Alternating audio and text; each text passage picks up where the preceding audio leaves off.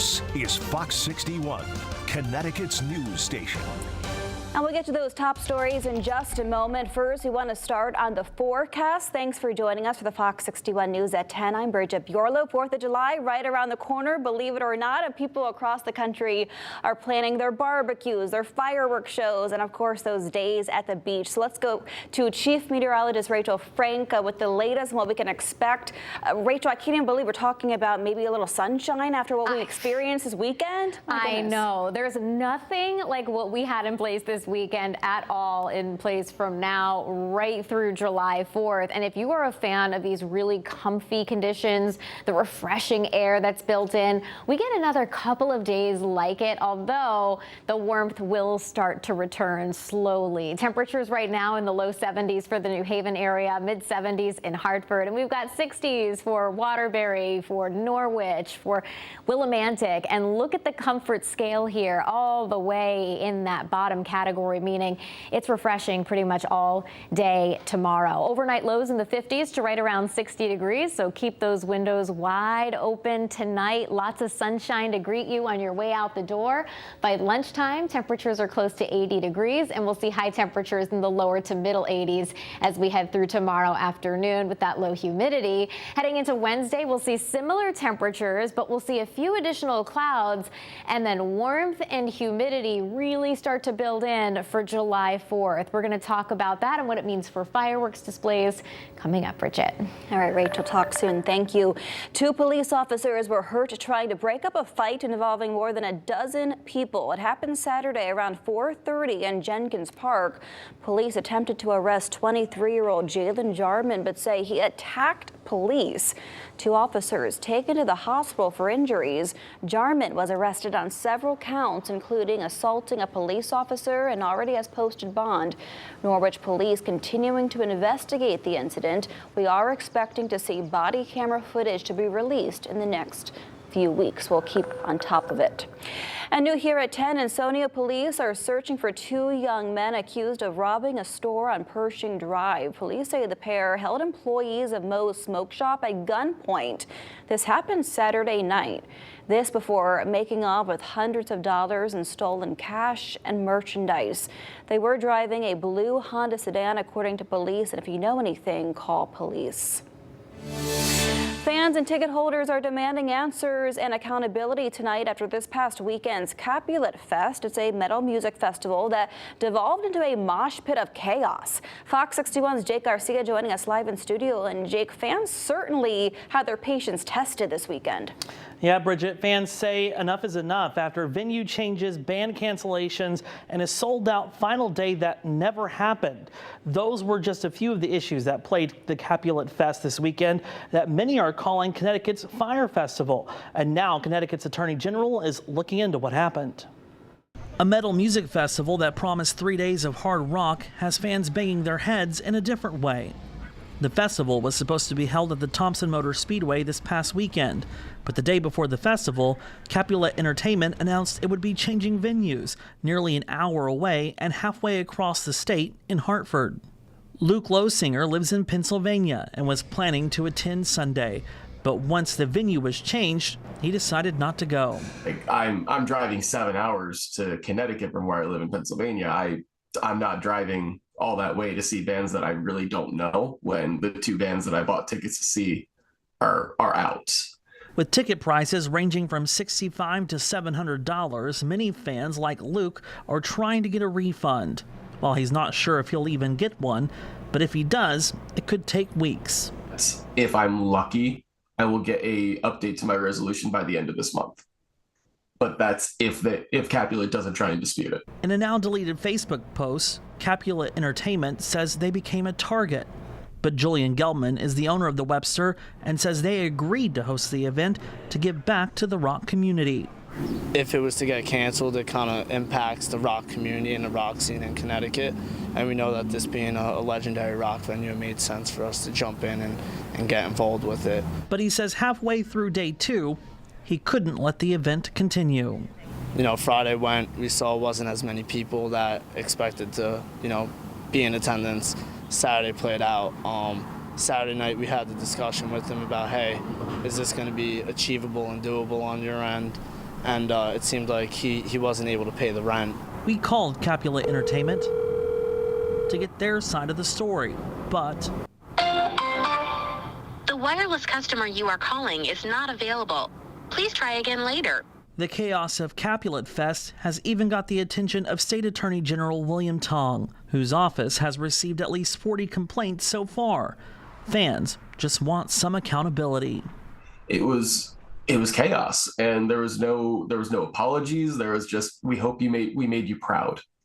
And I think that's what irritated most of us, is there was not a simple apology, just we hope you made you proud.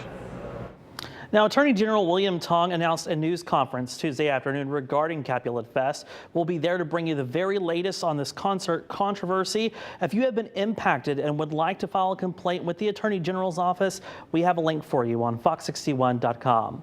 Reporting in studio, Jake Garcia, Fox 61, Connecticut's news station.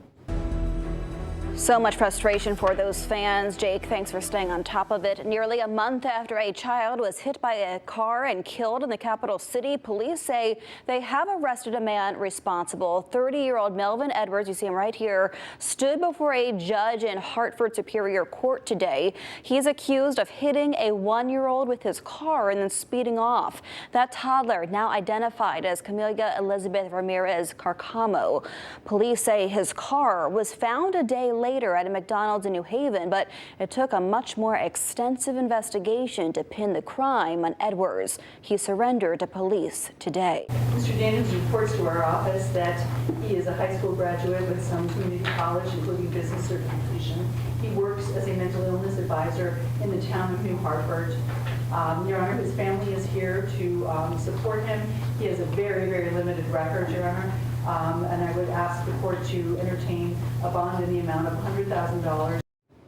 Edwards is charged with second-degree manslaughter. The judge set his bond at $300,000. He's due in the courtroom 2 weeks from now. Also standing before a judge today, the woman accused of hitting and killing a Connecticut DOT worker with her car. Denise Lucibello allegedly struck and killed a 26-year-old Andrew DiMonico on Friday. Fox 61's Julia LeBlanc has more on the emotional day in the courtroom.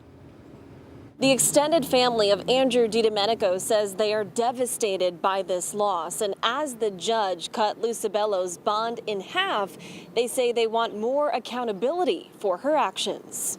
Indicated that she resides in East Haven with her daughter.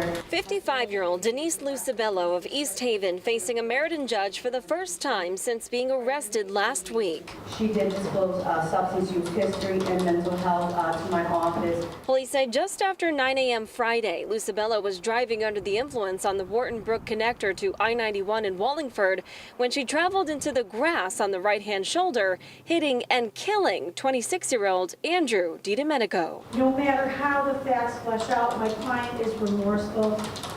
She did not leave the scene. She realizes how serious this is, and she would certainly return to court. DiDomenico was a Department of Transportation worker doing his job when he lost his life. We are here today because we want to see justice served. Andrew's aunts, uncles, cousins, and grandfather facing his alleged killer in court. This is a woman who has multiple repeat offenses and should have never had the opportunity to be behind the wheel, to take our Andrew, take his life away. From 2016 to 2018, Lucibello was found guilty numerous times, including once for driving with a suspended license. Now she's charged with driving under the influence, failure to move over, and more. And prosecutors expect more charges to come. You know, we lost our nephew, and we want to see her get charged to the fullest extent of the law. A nephew, Melissa Lombardi, says loved sports, his job, and his family more than anything. He was a wonderful young man, and this is a loss that we've never experienced and would never wish it on any other family. And we will do our best to advocate for change so that this doesn't have to happen to anyone else. As for Lucibello, the judge granted a mental health evaluation for her and set her bond at $500,000. If she's able to post that, he says she will not be able to operate a motor vehicle. Now, she's expected back in court next month. We are in Meriden. Julia LeBlanc, Fox 61, Connecticut's news station. Julia, thank you. Tomorrow, the man accused of striking and killing a Connecticut state trooper will go before a judge. Alex Oyola Sanchez of Hartford pleading not guilty to manslaughter charges in the death of Trooper First Class Aaron Pelletier. Prosecutors say he was under the influence of multiple drugs at the time of the crash. Connecticut's news station will be in the courtroom and will bring you the latest on air and online.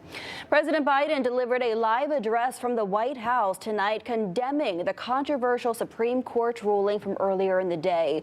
By a vote of 6-3, the justices ruled presidents have broad immunity for official acts that they perform while in office.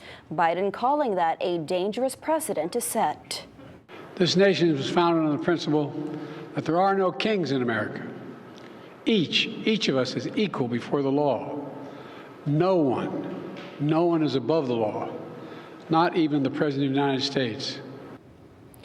The president says the high court's ruling means former President Trump will not be held accountable for what he calls instigating the January 6th riot at the Capitol. The address was the first time Biden has appeared live on national television since Thursday's debate. His performance at that debate heightened concerns over his age and mental fitness, prompting calls for some in his party to urge him to drop out of the race. But his campaign maintains that will not happen.